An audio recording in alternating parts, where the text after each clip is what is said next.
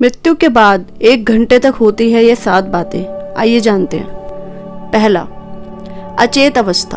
आत्मा शरीर से निकलकर कुछ देर तक अचेत अवस्था में रहती है। आत्मा को इस प्रकार का अनुभव होता है जैसे कठिन परिश्रम से थका हुआ मनुष्य गहरी निद्रा में होता है, लेकिन कुछ पल में यह अचेत से सचेत हो जाती है और उठकर खड़ी हो जाती है। दूसरा, समान व्यवहार।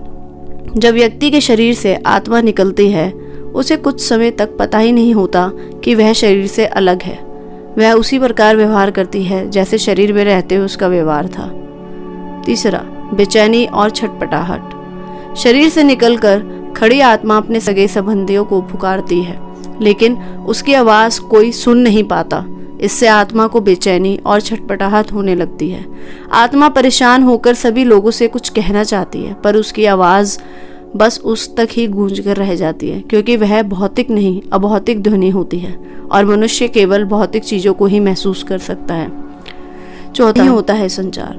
वर्षों तक शरीर में रहने से जो संसारिक माया का आवरण आत्मा पर पड़ा होता है, उसे मोहवश आत्मा दुखी होकर कभी अपने मृत शरीर को तो कभी अपने संबंधियों को देखकर उनसे बात करना चाहती है, लेकिन उसका प्रयास विफल होता है।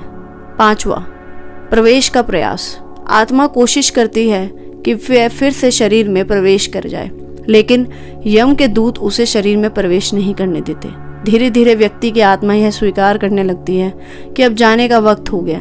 मोह का बंधन कमजोर होने लगता है और वह मृत्यु लोक विदा होने के लिए तैयार हो जाती है। छठा, होती है दुखी।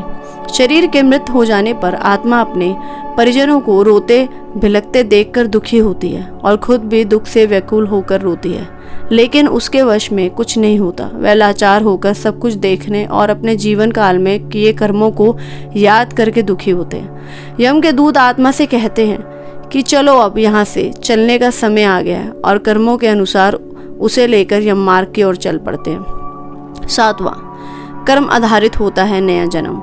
कुछ ही समय में आत्मा मृत्यु लोक की सीमा को पार कर एक ऐसे मार्ग में पहुंच जाती है जहां न सूर्य की रोशनी होती है न चांद की चांदनी। उस लोक में हर जगह अंधेरा होता है, जहां आत्मा अपने कर्मों और इच्छाओं के अनुसार कुछ समय तक विश्राम करती है। कुछ आत्माएं जल्दी ही शरीर धारण कर लेती है, तो कुछ लंबे समय तक विश्राम के बाद अपनी इच्छा के अनुसार नया शरीर धारण करती है। वीडियो में इन्फॉर्मेशन अच्छी लगी हो तो सब्सक्राइब करें, लाइक करें, शेयर करें।